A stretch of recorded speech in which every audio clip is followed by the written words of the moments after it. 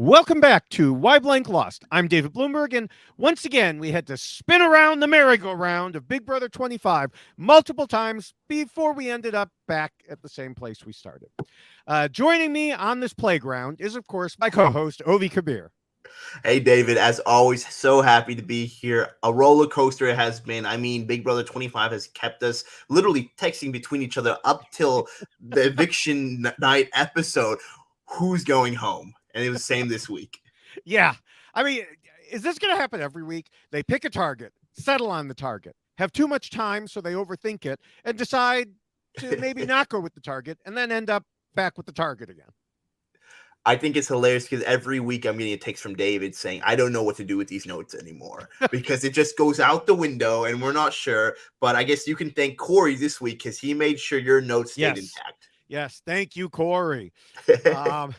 Now, whatever happens on the show and however many times the vote flips before getting to the final results, we will still address those results here, specifically answering the question of how the player who was evicted each week did in their gameplay compared to a set of guiding rules I originally wrote way back in 2004 and have modified ever since. We, of course, analyze them using what we saw on TV, live feeds, interviews, and other information. And the most recent version of the rules is posted at robhasawebsite.com/bigbrotherrules. Now, I said last week that we could go on all day about how poorly Hisam played his HOH.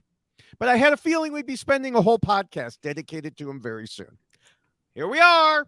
But before we get to the rules and all that Hisam discussion, we usually have some other things to discuss about the week in general. And one thing I want to start with, which is particularly annoying to me, is about the merry-go-round ride that I mentioned. And it's the way that Felicia, Cirie, and Izzy see conspiracies where there are none. Getting triggered by things that are absolutely unimportant. For instance, Felicia tried a last-minute, like very last-minute, push to keep Hisam because she was mad that Cameron hadn't packed his bags ahead of time, as all nominees should. She felt he was too confident that he was staying. But the thing is, yeah, he was confident because Felicia and company made him confident. She should have been happy that they were so successful and they have him trusting them so much. Instead, she complained. And the worst part is, if he had packed his bags, they would have been upset that he didn't trust them. It's just funny because between these three people, they continuously just keep on bouncing off each other's energy and getting more and more paranoid. There needs to be somebody in the group to be, hey, you know what? Let's just let it be down. Let's just keep it chill and keep with the plan. But the issue is all three of them love chaos. Mm-hmm. And what we saw happen was it just kept spinning and spinning and spinning. I mean, I think Hisam was like safe, not safe, maybe safe, multiple. It just kept flipping over and over and again.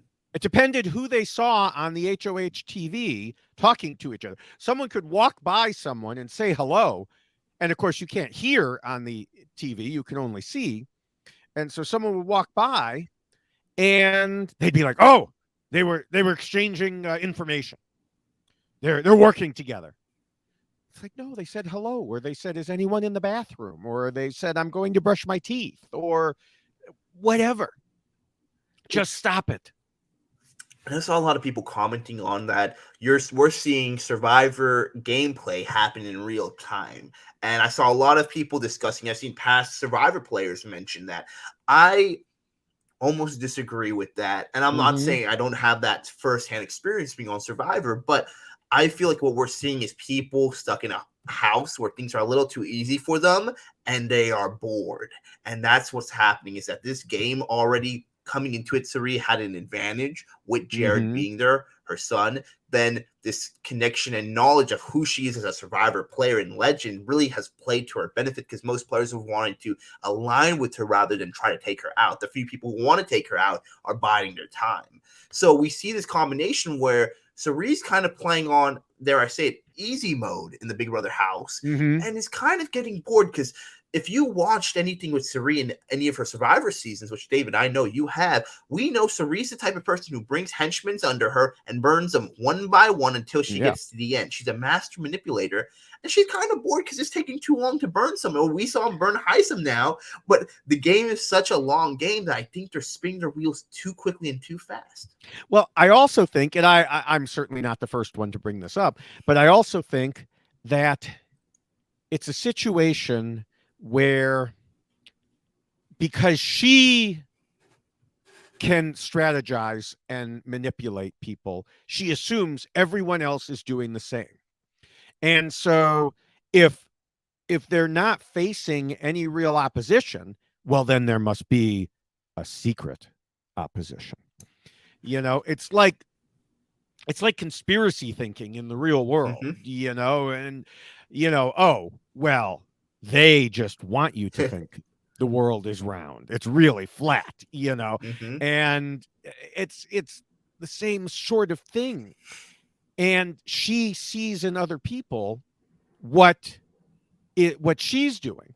And I think I may have told this story before on one podcast or another. It's not even about my son for a change, but it's about someone at work who, when I was significantly younger, I was newer at work, and I was working with a guy who had also only been there a little while. We were working on a project, and we would get together, work on something, and he had a different boss than me because he was a lawyer. And so I would, eventually come back and talk to my boss about it and stuff like that. And so one time, as it happened, after the guy and I had met and worked, I went back and I saw my boss, and I told my boss what it was we were working on. Oh, this is our idea that we just, came up with. And the next time I see the guy I'm working with, he was mad at me. And he was like, "Why did you run back to your boss and tell him that, this idea that we were working on?" I'm like, "Well, because he's my boss, And at that point, I found out what I hadn't known was that he was secretly running to my boss and claiming credit for our ideas. Oh. And so because he thought that way, he assumed that I thought that way too, and that I had therefore run back to my boss to claim credit for this idea. When in fact, I was just updating my boss on the ideas that we had come up with. So it's that type of thinking of where if you're doing something, you think, or a lot of people think, that other people are doing it as well. Yeah. I mean, and logically, you would think that if you're Sari, you're putting me on the show, you're not going to give anyone. I already have an advantage with Jared in here. Somebody else must have an advantage or be enough to match my ability to place it. But she forgets that, unfortunately, the Big Brother producers don't care about fairness, and they don't care about actually having a level field where everyone can play. I think that speaks for itself in the pressure cooker, where they made it completely dark, so Matt could neither hear or really see in there. So they don't really care about fairness. No, but that's aside. Yeah. So, but to continue with Sari, she is, of course, the person who is, not surprisingly, making all the alliances with, Felicia and Izzy right there with her in group after group. And this is going to sound strange at first, but it reminds me of Dr. Will. And the reason I say it reminds me of Dr. Will is that he told everyone he would lie to them. Okay. But then he convinced each individual person that he was only lying to other people and telling them the truth. Sari and company have all these fake alliances, but they tell each one that they are the real alliance, and each one believes them. And they even went so far as to name one the for real alliance. I mean, the next one's going to be the no really for real, this time for real alliance, and if you wrote a story, if you truly wrote the show, you couldn't, if it was scripted, they'd be like, this is too obvious. There's no way we would name it that. Yeah, but they did. And it's, along with Legend 25 and I don't know, I've lost track. I don't even bother trying to keep up anymore. But there is one alliance that Suri is not a part of, and it is one that I predicted, because I suggested in our preseason podcast that there would be a beard alliance. Now, I thought it would include Cameron, Red, and Jag. Turns out so far, I'm only 2/3 right with Cameron and Red. Mm-hmm. I just didn't expect them to call it a beard manse. Well, you know what? I will take that over the showmance that we have in the house currently with Jared and Blue. So give me the beard manse any time of the day. Yes. Yeah, at least they're not telling each other secrets that they shouldn't be telling and, totally wrecking their games. I think I don't want to skip too ahead about it, but I think our evicted person gave an interview where they talk about the way that Jared's going to give out the secret is going to tell Blue, and then Blue's going to tell everybody else in the house.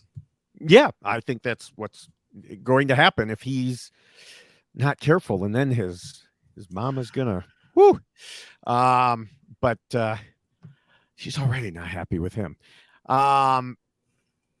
But since you brought up Hisam, and we'll obviously get to Hisam in a few minutes, I want to talk to about him a bit outside the construct of the rules.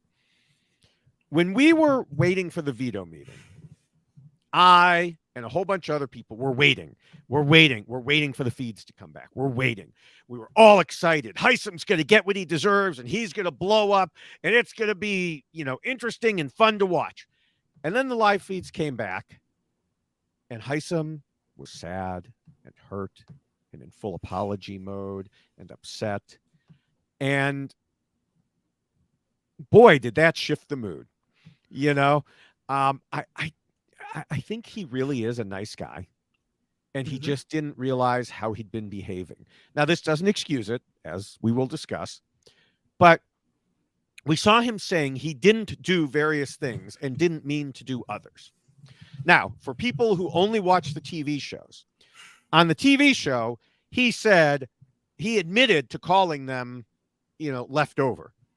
On the live feeds, he denied. He argued with America for a long time. And to the point that even America was starting to doubt herself. But he did say it, as the show showed us. Go ahead.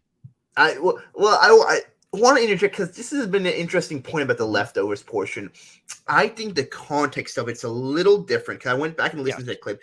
He didn't call them the leftovers. He said we were left over, implying that basically everyone picked their teams, and we were the people who were the leftovers, and we came together. Versus, I think it was taken in the moment when he was talking about. I didn't feel like Hisam himself was saying these are leftovers, and I just have to work with them. Versus he felt that we were, as a group, leftover, like left out of this other majority alliance. We came together. So I felt like that point that Izzy really kind of went in on him on the show, and I think we saw in other little spats, was blown up a little past more, and the intention truly wasn't trying to demean him. But then at one point, Hisam didn't know what to believe or not, because they don't have the feeds, so they're just now. He's believing if I said that, but that's my 2 cents. Yeah, no, I think you're right. I also think it is a very minor distinction in the overall scheme of Big Brother, whether you're a leftover or you're leftovers. Yeah. Or, it's, you have to think about the way it comes across. And again, we'll get to that. But I just think that he saw things vastly different from his own perspective. And one thing we have to remember, which was reinforced by Hisam going through these conversations, denying having said things, is that memory is not a hard drive. I used to say memory is not a VCR tape, but nobody understands that anymore. So memory is not a hard drive, and especially in the Big Brother house, many different conversations each day. It is natural that there will be some confusion, some forgetting. You cannot remember every word of every time that you talk to someone. And like I said, even after he was arguing with America, she was certain that he had said it. And then the more he argued, she later on the live feeds, again, for people who didn't see this, started to wonder if, oh, maybe I said it. Maybe he didn't say it. He's so adamant about it. And, you know, she was right that he had said those words. But the thing about memory is it's malleable. And the more conversations you have, the more time you think about it, it changes. And I think that just happened to him. Yeah, I think we, game aside, I mean, not exactly game aside because there's always game is part of it, and we're going to get into this, but I appreciate you bringing this portion up because I truly enjoyed Hisam as a player in the house in the sense that very entertaining to watch. I think there's been a little controversy about whether he was a villain or not. I think from the show's perspective, he was like a villain, but kind of the villain you like to watch. I totally think he was a villain, and I know that some people have argued he wasn't. Yeah, I totally think he was a villain, and anybody who has seen my TikToks know that I got a lot of mileage out of all his villains. You did.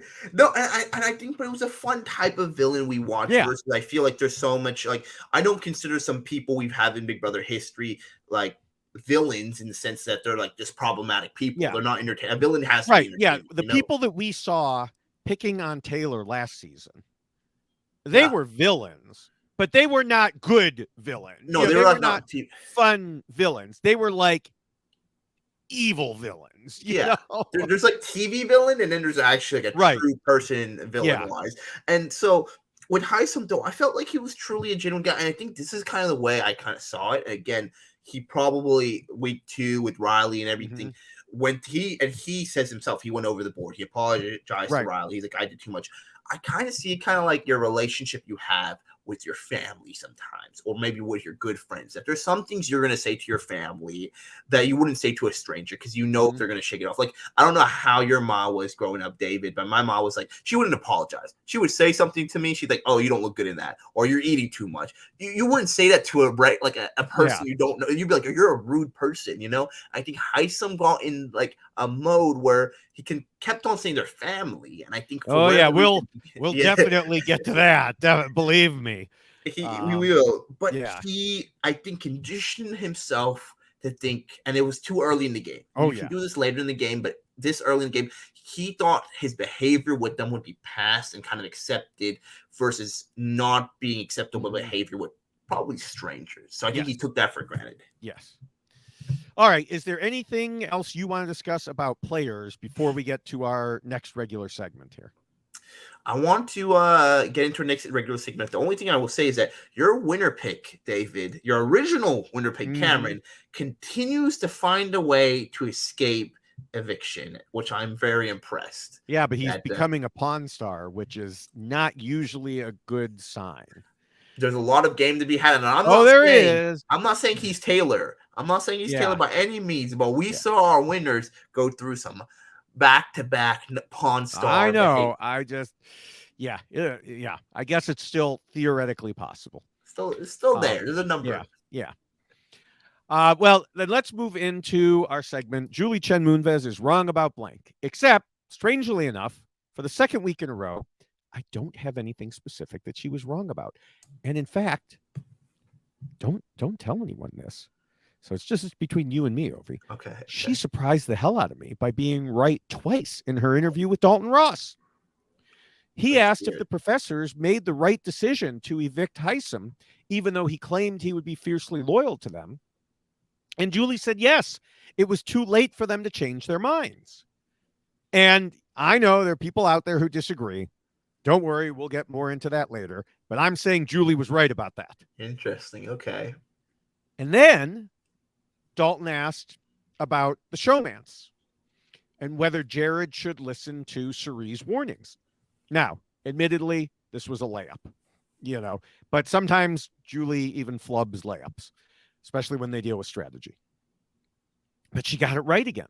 And she said, this showmance can only create problems for his game. It's a distraction. And if he really starts falling for her, he will be torn between revealing Cirie as his mom to Blue and continuing to lie to her. Not good. So Julie gets another point. This is so strange. The only thing I can think of is her Chenbot programming may have been upgraded. She's been listening to you, David. I think she wanted to make sure she could have the segment be why Julie is right instead of why Julie is wrong. I will say though, I think your second take, correct. We know that your first take is quite a controversial take. I think some people, and I might be on the boat, and I want to talk about this in one of our rule segments. I might be on the boat that they still could have flipped last minute and made things better. But yeah, and we'll get to that. I don't remember what it. rule I have it in exactly, but I do. I have it in the in rule 6. So we will Okay. we'll get to that. We'll get to Right. that. Now, before we get to the rules, I do want to mention that the Survivor version of the rules is available in poster form. If you go to robhasawebsite.com/yxlostfeed, scroll down, click on the poster. In addition, we have other ways to get the rules. Again, you have the poster on a t-shirt and the checklist on a t-shirt. Now, if you also notice, I am wearing a shirt that says Scheme and Plot. From last week, I mentioned that the honesty, loyalty, integrity shirt said Scheme and Plot on the back. So I am wearing this backwards because, well, we'll get to why exactly. But if you want this shirt also, you can click on one of the other shirts that's on there and, search and find this shirt too. So again, that's robhasawebsite.com/yxlostfeed. Moving into Hisam. The great philosophers Coldplay once sang, "One minute I held the key. Next, the walls were closed on me. And I discovered that my castles stand upon pillars of salt, pillars of sand." This, along with much of the rest of that song, described Hisam perfectly because he went from being king to getting thrown out by his own people. He told Dalton Ross, "I think the truth of the matter is they were looking for a reason to evict me. I think that they basically found that in things that I said and used that as a catalyst to move forward in order to justify the action. You have to have enough evidence to sway people, and I think that people use that to do so." Now, was that really the reason that people were looking for an excuse to get rid of him? Or was it that people couldn't believe what he'd become and he'd provided the revolutionaries with his head on a silver plate? It's time to figure out why Hisam lost. Wow, I already know this is going to be a fun podcast right here with that home. David has been waiting for this Why Blank Lost episode. Like this. At least I didn't sing. Keep it going. Keep it going. That would get us in trouble probably too. I want to hear even more of this. I want to hear more of this. Now, the first and most important rule is, of course, to scheme and plot, just like my shirt says. On the other hand, Hisam said, "I'm playing a straightforward, loyal game of integrity with purpose." At the time, I responded on Twitter and said, "Oh, so you're not playing Big Brother." And under normal circumstances, that would be true. But he didn't end up playing quite so straightforward or loyal or with integrity as he claimed. For a guy who said he valued loyalty and honesty so much, Hisam did a surprising amount of scheming. It started off when the Professors Alliance formed, and he spoke about how older players so often get booted early, and it would be impressive this season if the older people got together and won the game. And he has insisted that he was loyal to that alliance, even as he made other alliances or arrangements or whatever he wanted to call them, supposedly just to protect himself. We'll talk about whether those were a good idea in the second rule, which is kind of a hint because we'll be talking about them in the second rule. But the fact that he did make multiple alliances is what we're looking at, even if he didn't want to call them by that name. Yeah, we saw him really scheme and plot throughout, essentially from week 0 to all the way to this week. One thing I found interesting was his scheming plotting. He had a way that he wanted to play a game of integrity and straightforwardness, and he would kind of find his allies. But the issue came to be was he wanted to scheme and plot with everyone. And I don't want to go into rule 2, but we see that he felt that he was limited by external choices from other players that forced him to scheme and plot with the people he had. And I think that's kind of the issue of the matter. It wasn't truly his scheming and plotting, because that's perfectly fine in the game, you know? And you could even argue that he kept it in one way minimum, but the issue was that he allowed other players to know that they weren't his first choice to scheme and plot, that he truly wanted to scheme and plot with everyone else. And then he put a limitation on other players of who they should scheme and plot on. And so his control over the scheme and plotting was kind of all over the place. Yeah. I mean, I will give him credit for scheming and plotting enough to try to keep himself safe once he was no longer in power. But another thing we look at here is whether he was actually good at it. And I have to say, no, he wasn't.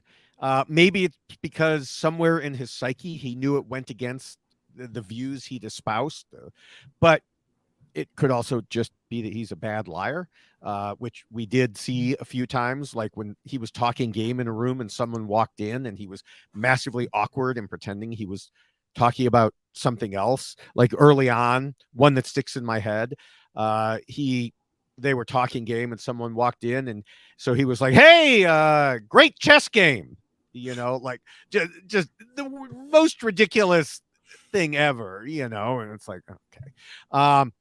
But I also think there's another aspect to him being a bad schemer that goes back to something we discussed last week. And as I said last week, Hisam blamed Riley for splitting the house on day 2 and taking everyone's choice away. The same thing you just mentioned. And as you said, he said he wanted to have other options, but all he would do is blame Riley. Dude, get up off your butt and go talk to those people. Yeah, don't blame Riley for creating an alliance. You want to make an alliance with people? Go talk to them. Just do it. And I think the issue happened to be that he talks about how, I think you brought it perfectly in your monologue in the beginning of it with his interview with Dalton Ross, where he felt that other players tried to pick something up just to get rid of him, you know, point this out. They already had an agenda, is basically what you said. Yeah. They wanted me out and they had an agenda. This behavior that was used against him, if that's true, was modeled after his behavior against Riley, where he kind of put the pitchforks and he started his trend of, hey, let's just figure out the things, you know, about Riley and let's just get outraged over him. And unfortunately, when you saw the person Riley was, she was a player who wasn't like that. Truly was like, wow, this is like, what do I do? Well, I'm not going to fight against this. I'm just going to be as honest as I can be. And it was a weird behavior. And versus this week, we see it being used on him. And one day I want to talk about this rule 1 where he schemes and plots. It's perfectly fine, I think, to scheme and plot, and I think you need to be, of course. Yeah. The issue, what happens is that in a dynamic of a group, the professors, and we're just going to say those 4 between Felicia, Siri, Izzy, and Hisam, these 4 people, you need somebody who has to be a calm head and maybe scheme a little less. If he's going to scheme and plot on this stuff, he needs to be with allies who aren't also scheming and plotting just as much as he is, because then what happens is you guys are just like too many cooks in the kitchen, and then that's when you turn on one another. Too many professors in the classroom. Exactly. Yeah. And then on top of that, another way in which he let this whole honor thing get in the way of his game was when he talked about how he wouldn't backdoor someone because of honor. And he tried to get others to think like him, which, as Taran has pointed out, is advantageous to him because he's good at competitions. I don't even think that he was consciously saying it for some sort of advantage in that way. I mean, it could have been subconscious, but even after he was backdoored, he said he understood it was a strategic move, but didn't think it was fair or noble. But guess what, Hisam? Big Brother ain't about being noble. It's about scheming and plotting. Yeah, it is. And but I will say, for that credit to intentionally or unintentionally, I think it's a good move in there. But we do see, which I think will kind of lead into probably a later role of competition-wise, I don't think the scheming and plotting went as far as long as his full impact in the game.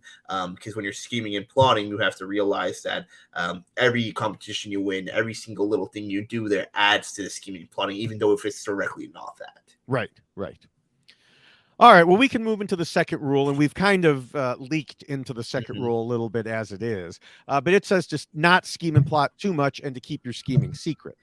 Now, you might initially think, well, he was about honesty and straightforwardness, so he should have been okay in terms of this rule. But as we hinted at, he definitely did scheme and plot too much and further failed at keeping his scheming secret. I mean, Cerie said in her goodbye message, you did too much, too soon, too fast. Now, as you just noted, that description fits a lot of people in this house, including Cerie herself. So more important than all of that was that he was hypocritical about it. Again, you could also say the same about Cerie and others, but not to the stand that he is, because none of them have taken this moral high ground stand, whereas he did. He did those things while preaching loyalty and honor. He told the other professors, don't make alliances. And then he went and did it. And as we mentioned in the first rule, he acknowledged to America, the player, not us, that he wanted to work with everyone and was trying to protect himself because he knew he'd be a target. Now, I'm not sure why he expected America to keep that to herself. And the same is true about the alliance he made with Jag and Blue. Like, he's just telling people things and they're running off and telling others. So it's like, why would you think people would keep that secret? It is really unfortunate. I think he also took too much time of his HOH rallying against Riley instead of when he had the power, right? To make those connections with America, Jag, and the rest of them. If you're going to start telling them secrets, it's best to do that when you actually can have an impact versus you're a lame duck and you're leaving, right? Your power. So at that point, then they're going to use whatever they can as leverage over you. And I think that was the issue, is that he overplayed in a way that showed his cards to other players that he could easily get caught in. He had nothing he could back up on and say, no, they're lying because A, B, and C. I have a trusted ally. He had no one person in that house who was just his ally. And he really needed that. He put all his eggs in the basket with basically the professors, but then started trying to make some other things going on with other people. But there needed to be one person that truly had his back, that he cemented, and who could have went to bat for him in these conversations. And he didn't. I just want to correct you. He didn't have any eggs in his basket because he didn't get to play in that veto competition. So that's true, because they were not noble. Now, one interesting thing that Hisam told Dalton Ross in his interview was, the truth of the matter is that I did keep all of the promises that I set to keep. Now, note the wording there.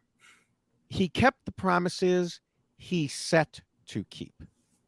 So even with all his honesty talk,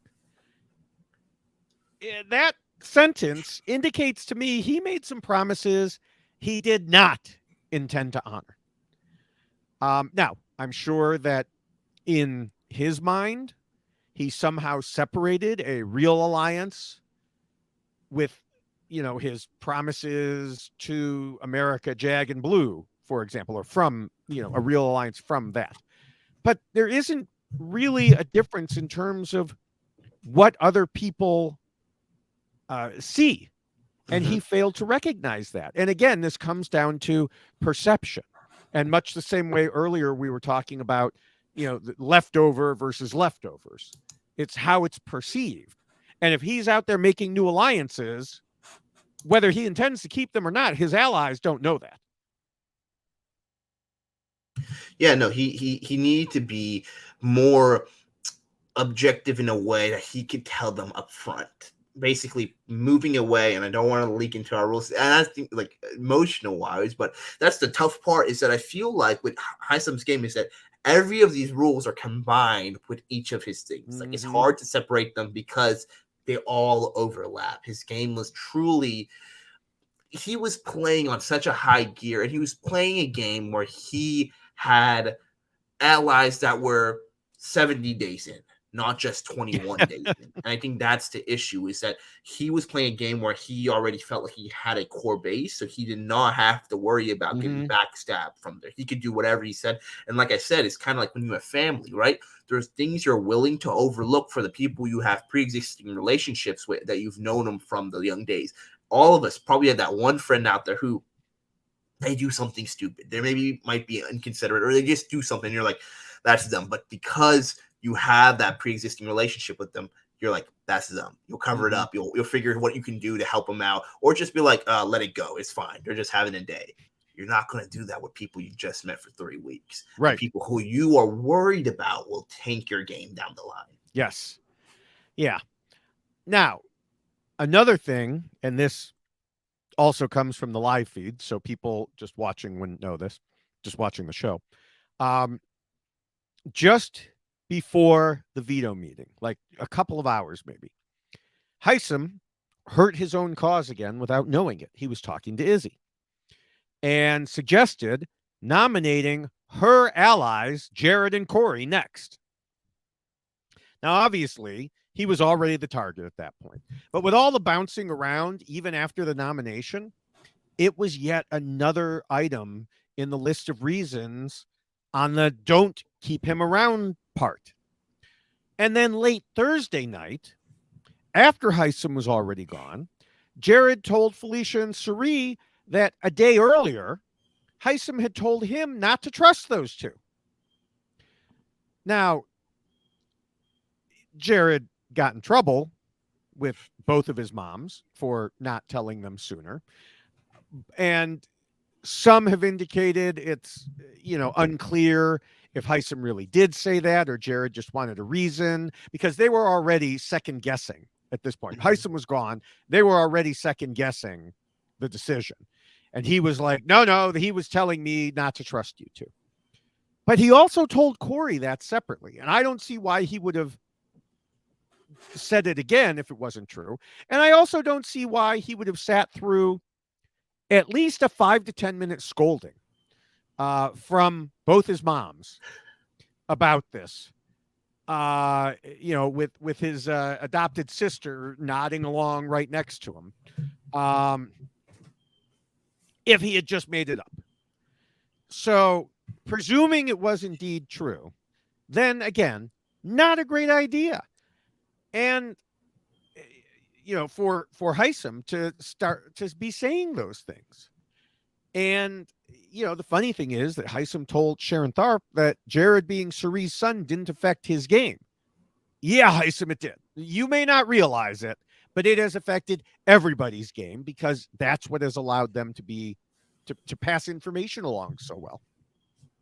Exactly. It really has. And I think unless you have anything to add to rule number 2, leading to rule number 3, his flexibility in the game, that when pressed for this information, I thought, and I want to hear your take about this, when we saw veto nomination, it happened, right? Felicia does her huge speech where she's like, forget going against the knight, let's get the king, which I think that was kind of questionable in the sense that I feel like he's your guy's knight. He's the person who can win the competitions for you. He's not the king, etc. Whatever. I think, like many others, might have expected Hisam to kind of have a blow up, get mad about this, get like, okay, if this is what you're going to do to me, here's what I'm going to do to you.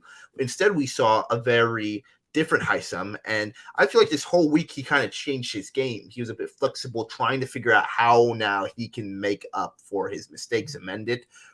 So how do you feel now about his flexibility in turn of everything? Yeah, that's interesting, because I hadn't been thinking about it that way. I was thinking about prior to being backdoored, because the thing is, since we're talking about why he lost, everything that happened before the backdoor was the most important, I think.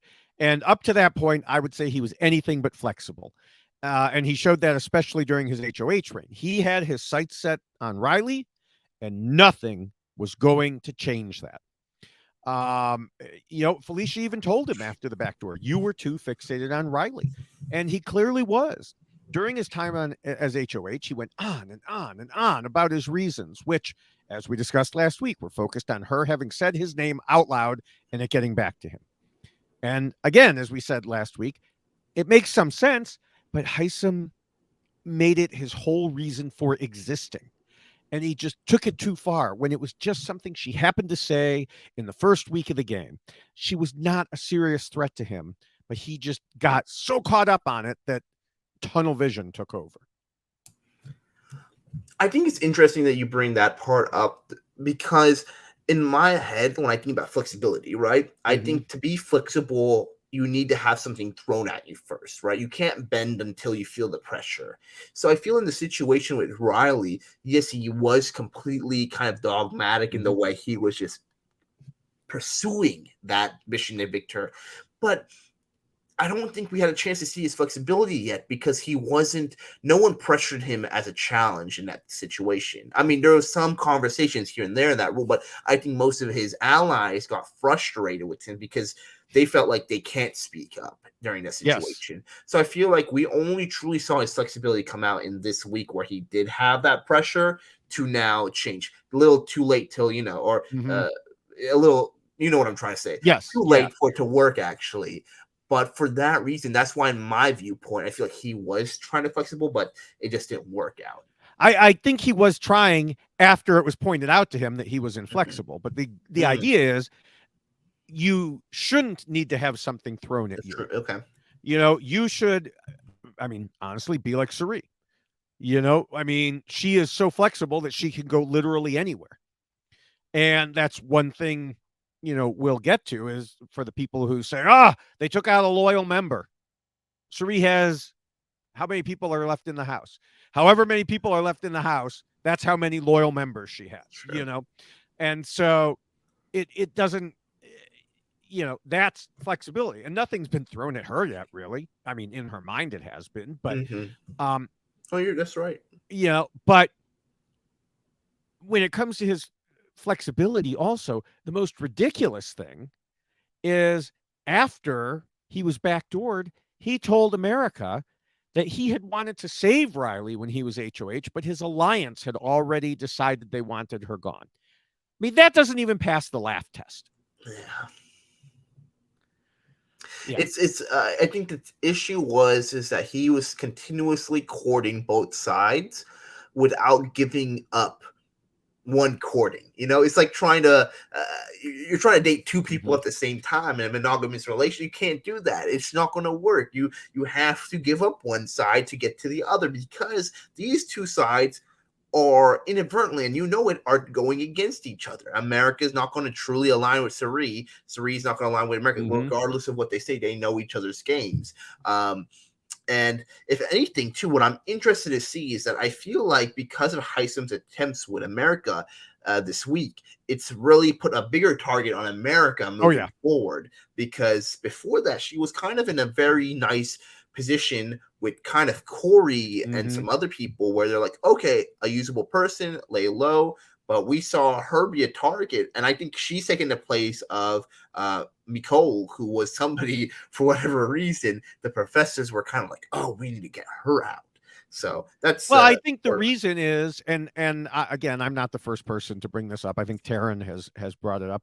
Suri works on information transactions, and Nicole wasn't bringing her any information. So therefore, Suri assumes Nicole is giving someone else information. Well, no, Nicole just wasn't giving anyone information. She was trying to lie low. And America hasn't been giving any information because they haven't really been having any conversations. And so it's the same thing. And then there's this whole debate where Hisam insisted he did not say these things and was so strong in his insistence that it started people thinking, like, did America just make this up? We don't know. And so, near the end of the week, she got looped into, I don't remember. Is she in for real? For real? She might be in for real. For real. Maybe. So whether or not for real, if she's in for real, I don't know. So yeah, we'll have to see how that goes. But yeah, I think we can move into the fourth rule now, which says players should not let their emotions control them.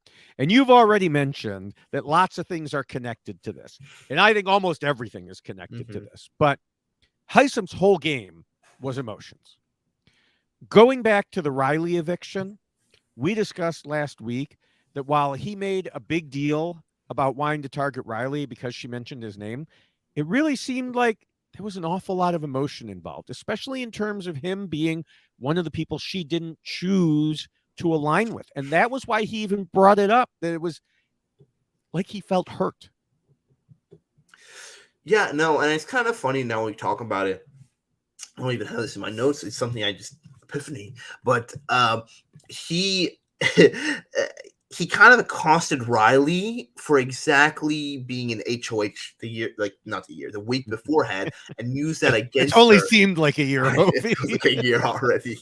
I already feel like we're in BB26 or something. But he accosted her for making moves during her HOH reign, and unfortunately set a precedent that this can be used on him for all his HOH mistakes. He could have that turned on him. And the reason why I want to go in emotionally, and I know you said you wanted to talk about this rule 6 wise for you, but for me, the reason why I thought it was interesting is that he played a very emotional game. We can say that it's very clear there. And I think his allies around him were quite emotional about things too, the way they targeted him in a way. And that's why I feel like initially Izzy really pushing the gavel to get Hisam out, I felt very emotional on their part. And it felt like, now this is where we disagree, is where you agree with Julie Chen Moonves, which is a surprise. Yeah. If that wasn't enough to make me read it, but it's that. Was it a good idea for them to continuously push to get him out, even when they flip-flop near the end of it? Because for me, it felt more emotionally charged than logically. I think there was some emotion there because also Izzy, they had a final 2. Now, Izzy has multiple final 2s or final 3s, but they had a final 2. And so for him to turn on her, I mean, we saw how he reacted when he found out she had turned on him. So, I think there was some emotion there. But I think that, as we'll talk about in the 6th rule, I think they were more worried about his emotion. But I think in Thursday's episode, Hisam showed how much his game was emotion-based because he said the same thing we've already said multiple times, over and over again. Other players were his family. But here's the thing, Hisam. They aren't. And you've already said this. He's known them for a few weeks. And that's why this rule is so important. I understand you're stuck with these people 24/7. It seems like much longer. It's much more intense. You have to put your trust in someone, but they are not your family. They are your opposition. They are fighting against you for $750,000. People in Big Brother are not your family. I mean, unless you're like Suri and Jared. That's true. There's a caveat on that. Yeah. It's funny because I wonder in the show when he was in the DR, he said something like, and the person behind the camera was like, could you say that one more time, but just add family at the end? Because I'm pretty sure if you had to take a shot every time they had him use family, you would be drunk before the first 30 minutes were over. Because for whatever reason, they did a montage of him saying, I was wrong. I wronged my family, but they're my family, and my family means that they are my family. Like it just continued on and on. But he was saying it to them too. I just posted a TikTok that was a clip of him saying it to Izzy, and then him saying almost the same thing to Suri, and it's just like that was his thing. I really do believe that he felt that way. Yeah, but you got to know better than that. I mean, that's the thing about Rule 4. I mean, on the Survivor poster, it shows someone angry. It shows Rupert from Survivor angry. But it's not just about, there's 2 sides to this rule. There's the anger side, and then there's the liking someone too much side. And he really fell into the liking someone too much side from what we were just discussing. But he also was hurt in the discussions about possibly flipping because people thought he would never let it go, no matter what he said, and he kept saying, I will be loyal. I will be loyal. Well, words are one thing, actions are another. And they saw, in the words of Jared, how spiteful Hisam could be when he went after Riley. And it wasn't even just the focused targeting, but the extended speech that upset everyone and showed what he is capable of. And once he knew that they had been coming for him, he could say anything that he wanted. But the other players did not want to take the risk that Hisam would be his vindictive self like he was against Riley. I agree. I mean, in a lot of ways, that emotion really controlled every part of his game, and we saw that in full front in week 2. I think this is a good lead up, and unless you have something else to say on Rule 4 into Rule 5, Go ahead. playing the nice game and pretending to be pretending to be nice and play the social game, and also keeping politics and controversial beliefs away from things, because that's something I want to touch on. I don't think he did very good at any of those. No, he definitely was not.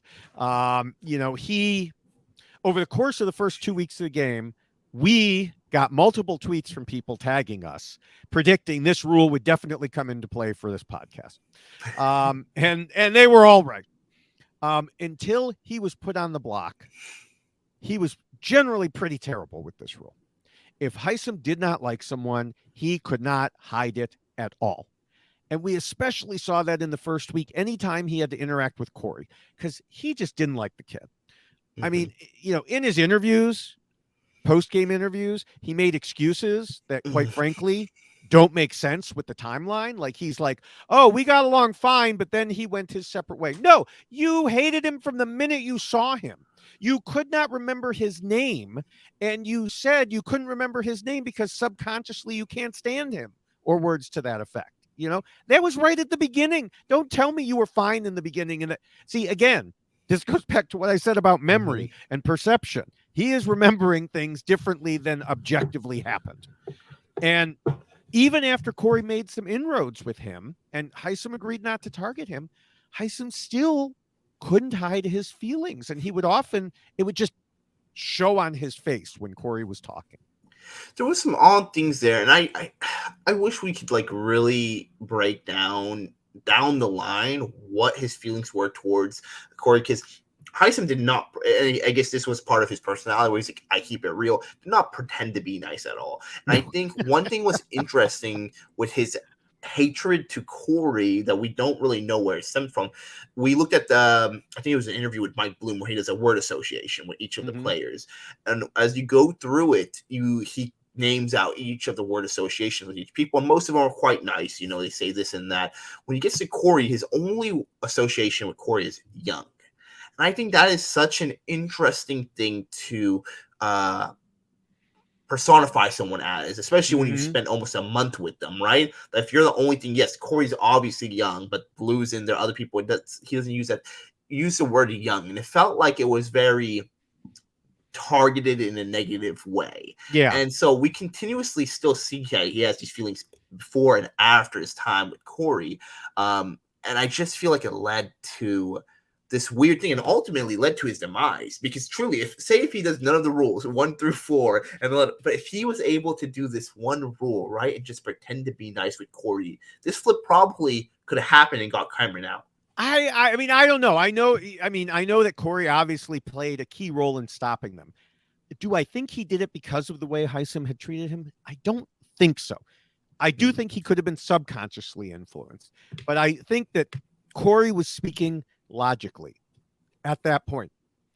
And it was I felt like he was, speaking my thoughts. Yeah. I agreed with Corey. I don't agree with Julie Chen, who does. I agree with Corey. That, logically speaking, they had already turned on him. He knew that they had already turned on him. And again, he could say, I will be loyal, but can you really believe him? Yeah. And so now what you're saying is also true. Maybe if he had been super nice to Corey, maybe it wouldn't have happened that way. But I think that Corey was being very logical.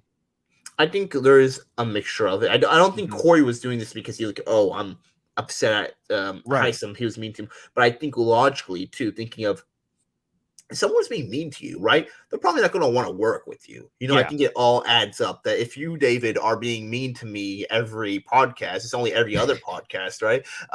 Then I'm probably like, I don't want to co-host with David. Like, you just naturally, logically make that decision. Fortunately, David is nice to me every other time, so it evens out. Once in a while. Once in a while. And I want to add this one thing, because we don't really talk politics on this podcast, and I don't really want to delve into that area. Nope. But one thing I wanted to note that I thought was interesting in week 2, Hisam makes a lot of interesting comments that were both like politically, socially charged with Riley, and just in general, that I think really off-put some of the other house guests, talking about maybe her position in life, or how she's doing, or what, etc., why she should be out of the house, you know? Mm-hmm.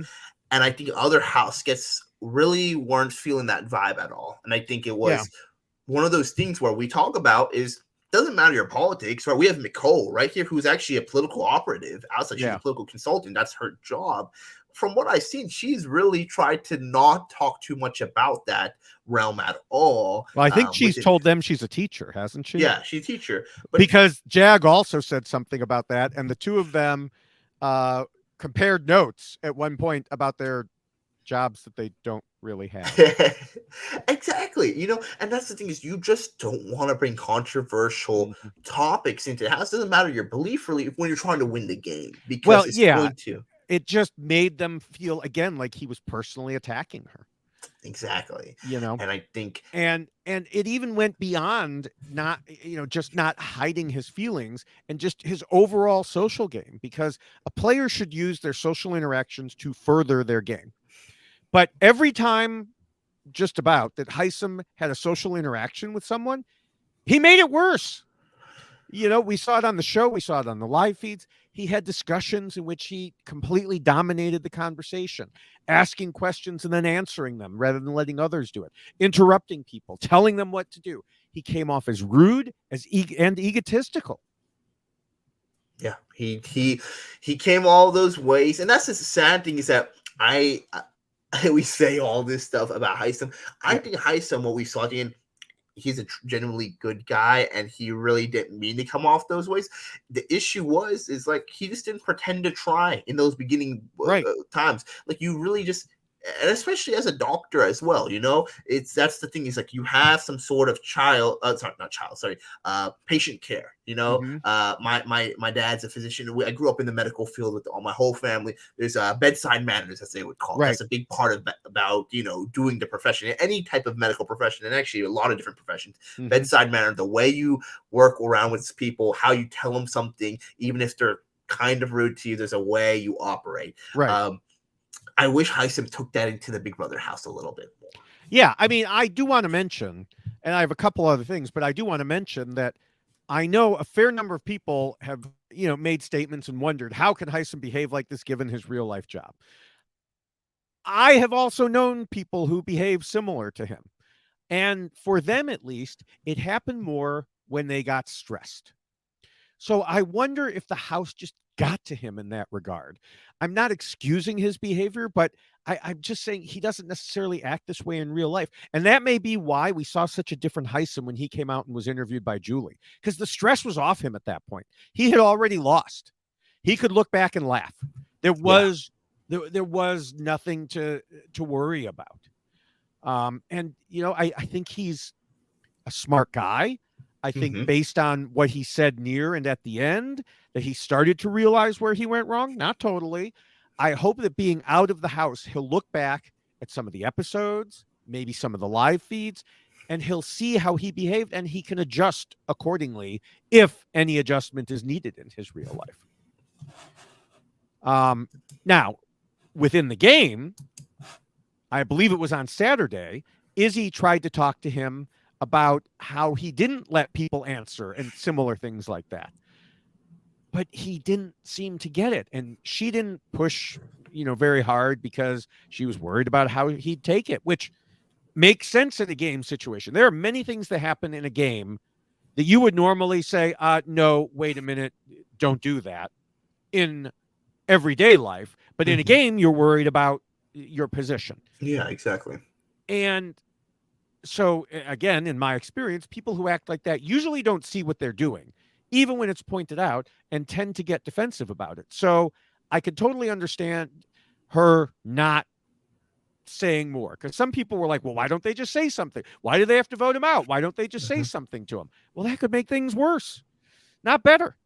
You Yeah. know, if he doesn't, I mean, we saw he argued about some of the things that he said. We talked about that earlier.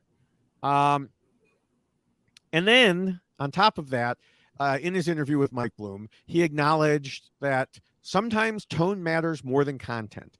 And I think that what people felt was a tone and a seriousness that then could be assessed as cruelty. And he said that that was never his intention, but added with a laugh, things could have been quite different if I had just said less. And, you know, he's right. And now he looks back at that and can see that. And I hope that, you know, I hope that he can. You know, I had an interaction with a doctor.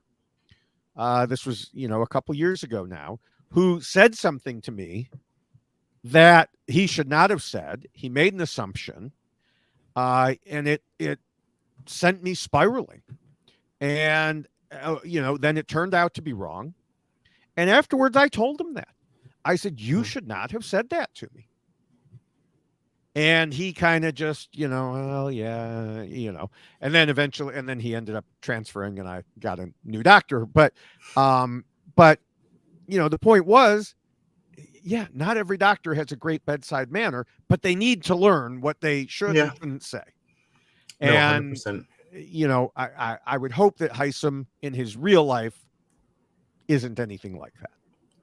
Yeah, no, I think it's a level of stress that adds to it. And I think another thing is too, it feels so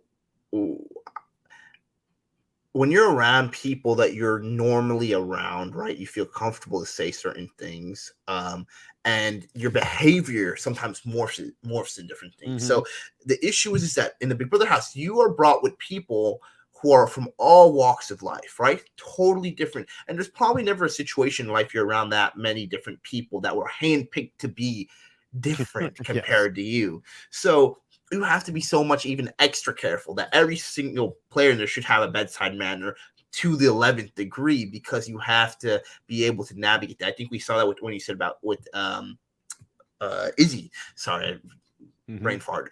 With Izzy, when she was trying to tell him, but didn't want to push too hard because everyone is pretending to be nice. You're gonna never have a truly. The only people who are having candid conversations in there are Sari and Jared together. You know, because otherwise you're not sure what they'll do and take back. Yeah.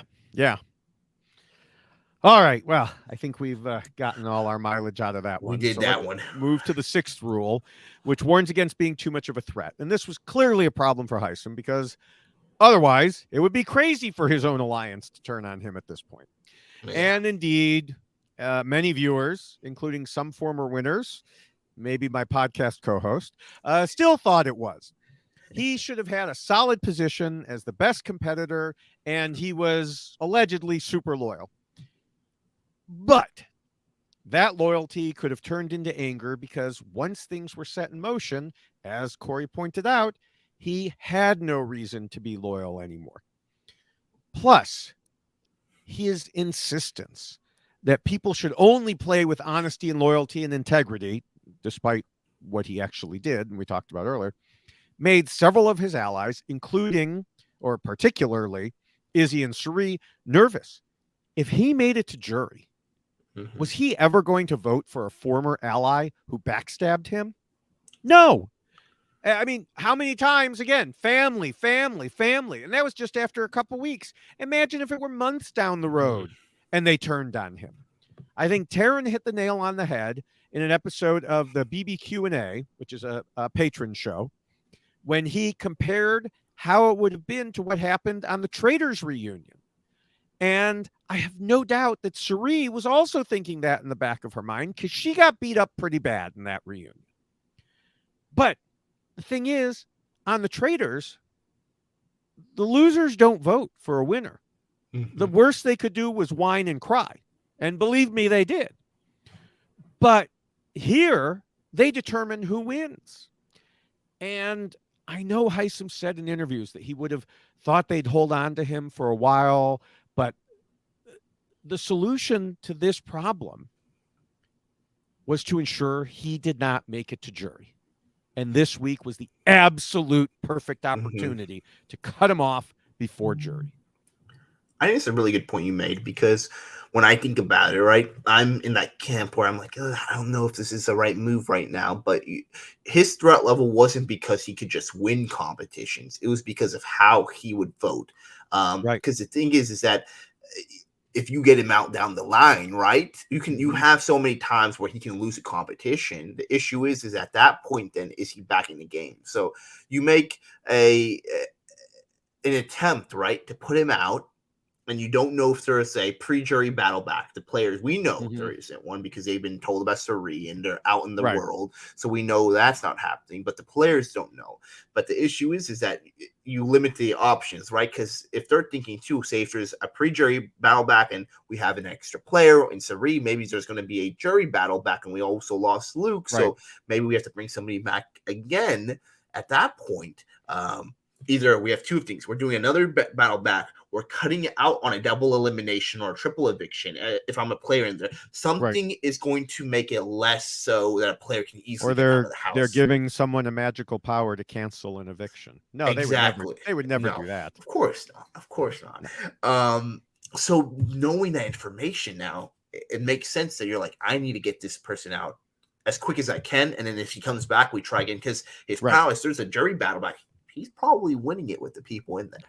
Right. But by that time, he's in jury one way or the other, and you still got that problem. I mean, if he, on top of that, so that's the further down the road situation. But if they had allowed him to stay, who knows what would have happened next time he was HOH. We already saw how the power went to his head.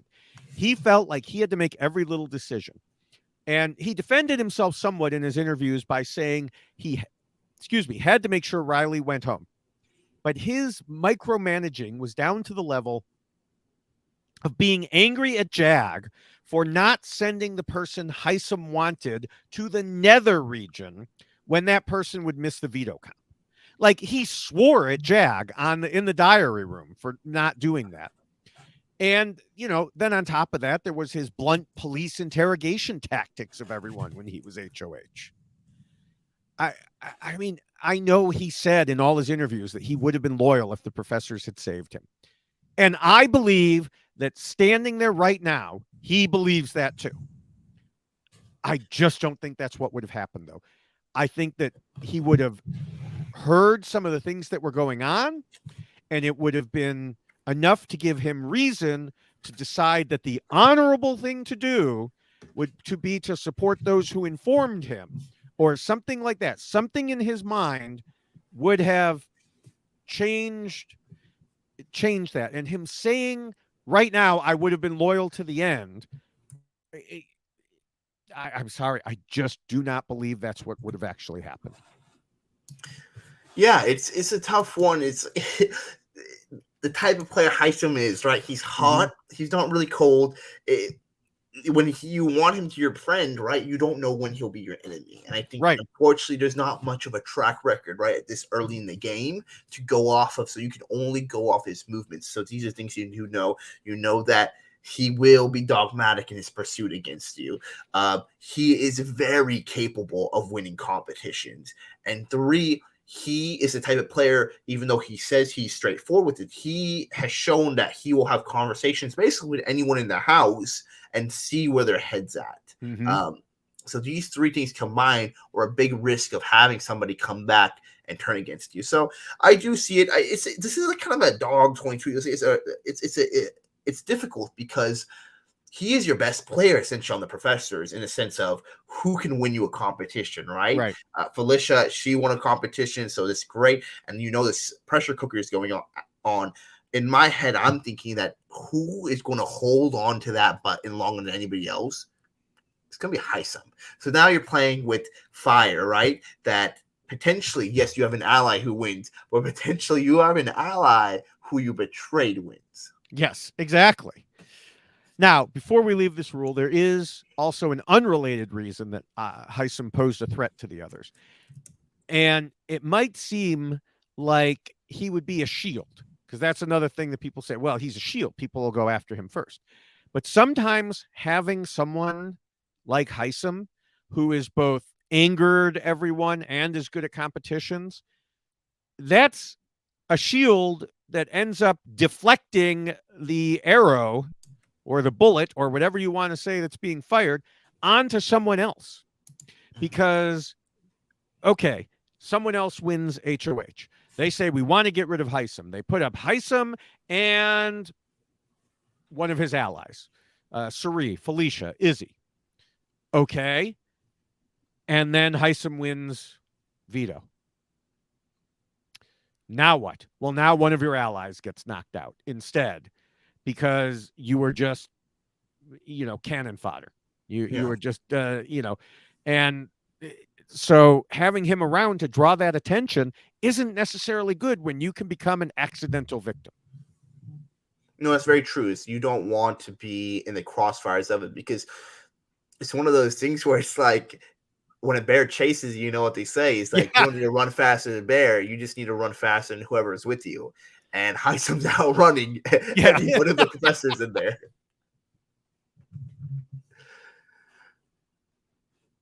Yes. Exactly. So it is it's one of those. It's one of those. Yeah. But all right, well, we could go to the 7th rule, which says to trust almost nobody. And Hisam clearly trusted the Professor's Alliance completely. It was plain as day when he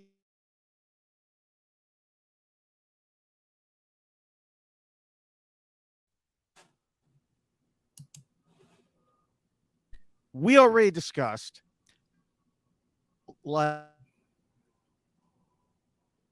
they weren't already been over that. On that, he also America, the secret of, and he trusted Blue and Jag to keep the secret that he'd made an alliance with them. And he basically trusted just about everyone in the house instead of almost nobody. And he acknowledged that on his way out, saying, I just made too many bad decisions, like trusting the wrong people. Well,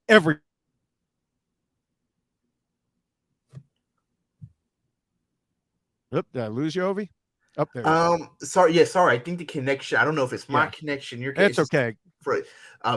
But he trusted nobody, but also he trusted everybody in a way where he was giving information to people that would lose his leverage at. I think that was the issue, right? He wanted to he was so frustrated from the beginning that he wasn't a part of a certain alliance, which ironically is like that's like a first alliance. It broke away really quickly. You can make alliances with people, but because of that, then he went on one side, trusted them with all this information, but then he started leaking little bits of information to other people about certain things about his gameplay, and we just saw it bite him in the back because he trusted completely the professors to have his back when they didn't need to at that point. Yeah, and that's excuse me, this brings us back to, this assertion that some others have made that his blind trust was a good reason to keep him. But yeah, I think overall, with Hisam in general in this rule right here, we just saw him not sure where he needed to send his help. And I said this in the beginning too. He didn't have an ally in the house that was individually just for him that he could trust and talk to about everything and have him work with him, and that's what he needed. I think every single person in the house kind of is paired up in some shape or form, other than Jag at this point, even though Blue is kind of Jag's person, but Jerry has Jared. Hisam didn't have that, especially in the professors where you have Red, who is kind of for Cameron, you have Izzy, who is Sari, you have Felicia, who's for Sari, and you have Jared, who's for Sari. Like, you don't have anybody Hisam had. So if anything, if he's going to trust nobody or if he's going to trust somebody, he needs to find that person. He wasn't able to build that connection. He thought it was Izzy. Yeah. and the rest of his family. So all right. Well, it is about time to wrap things up. So what are your final thoughts about Hisam? Man, I think Hisam was a wonderful player to watch, honestly, in the sense that of entertainment. I really enjoyed Hisam, and even though from his down and ups, I'm very sad that we saw his arc be completed so soon, because I think the downfall of Hisam would have felt even just more sweet to just watch as it went by. He's the type of player we should have on Big Brother in the sense of this is what makes the show entertaining and makes it chaotic, and we just keeps us with a lot of content to talk about. Unfortunately, though, Hisam's downfall was truly his dogmatic behavior of truly trying to get somebody out for any reason he could, and that came back to turn on him. He didn't have the allies to back him up because he was playing a game where he was in day 70 when they were basically on day 21. Really like Hisam as a player. He had to go, and I believe he went out for no reason but himself. Yes. Hisam used to rule the world. You might even say that seas would rise when he gave the word. And certainly he could feel the fear in his enemy's eyes, but that was when he ruled the world, or at least the Big Brother house. During that time, Hisam kept saying about Riley, have some effing accountability, own your choices, own your behavior. And this whole podcast has been about providing that accountability to Hisam himself. He was in a great spot in the majority alliance. He'd been the HOH and took out a leader from the opposing alliance. He was probably the best in his own alliance when it came to competitions, which should have meant they'd want to keep him around to fight for them. He proclaimed his loyalty and honesty far and wide. But the problem was he didn't adhere to the very morals that he said he held so dear. While he was telling people not to make alliances, he was doing it. While he was telling people they were like family, he told others he was stuck with them and they were left over. In his mind, it apparently all made sense, but other people couldn't read his mind, only his actions that spoke far louder than his words. And those words were pretty loud as well, since he was always using them to talk over people and ensure he got his way. In real life, I very much believe that Hisam is a good person.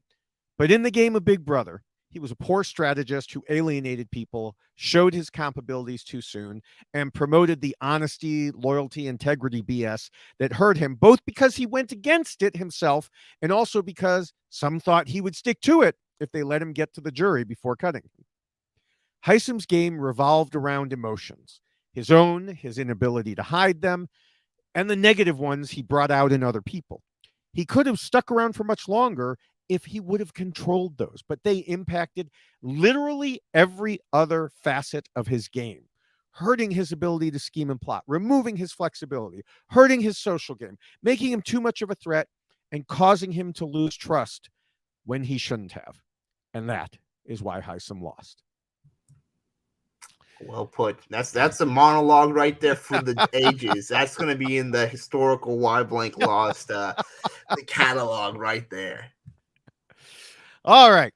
Well, before we continue into our spoiler-free predictions, let me remind everyone that you can go to robhasawebsite.com/yxlostfeed to get the Survivor version of the rules we just discussed in poster form, in t-shirt form, in checklist t-shirt form, and of course, like I said, you could click on one of the t-shirts to get the one that I am wearing right now.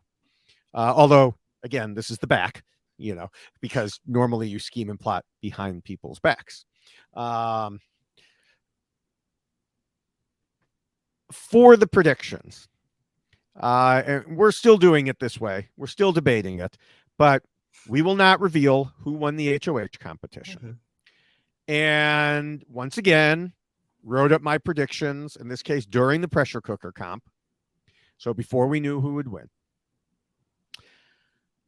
It seems pretty clear who the majority want out. As long as Red or Cameron don't win the pressure cooker, they will almost certainly be the nominees. Though it's possible not to start if the HOH decides to do another backdoor. It seems like the majority of the multiple alliances want Red gone, so Cameron would once again be the pawn star. But, of course, if there's one thing we've already seen in this house, it's that people have too much time to think and possibly flip. So it could be easy to flip things against Cameron instead. But since I have to pick one, I'll say Red will be evicted. Interesting.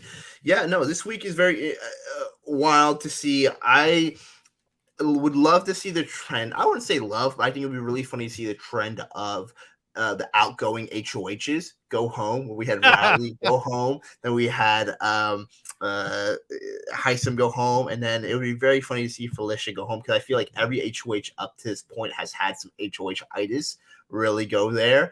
I think it's a very small world where we see Felicia go home, because even if somebody on the other side wins it, because the other side doesn't think Sari, Felicia aren't on their side, and you're muted, David.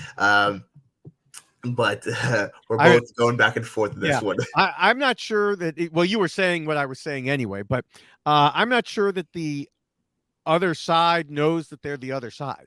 Yeah. And therefore, I don't see a situation, pretty much no matter who wins, that they would target, Sari, Felicia, and Izzy.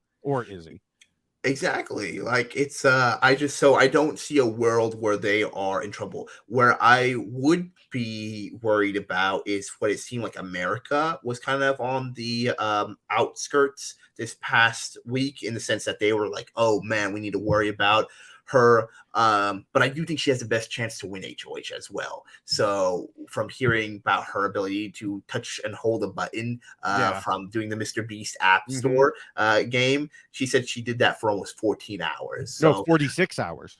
Oh, 46 hours. Yes. Was it 46? I thought, okay. I knew there was a 4 in there, but yeah. So we'll have to wait and see about her.